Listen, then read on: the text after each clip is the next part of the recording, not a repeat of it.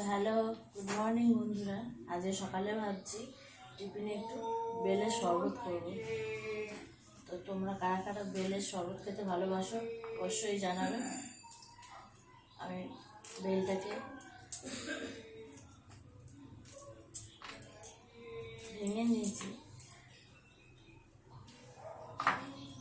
তো চলো আমি রেডি করে নিই, দিয়ে আসছি তোমাদের সামনে।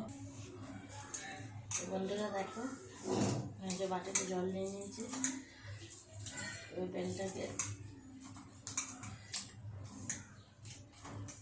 রেডি করে নিই। এতে একটু নুন দিয়েছি আর একটু মিষ্টি দিয়েছি সামান্য। চলো করে নিই, আবার আসছি সামনে। তো বন্ধুরা দেখো হয়ে গেছে, এবার দিয়ে দিই সবাইকে।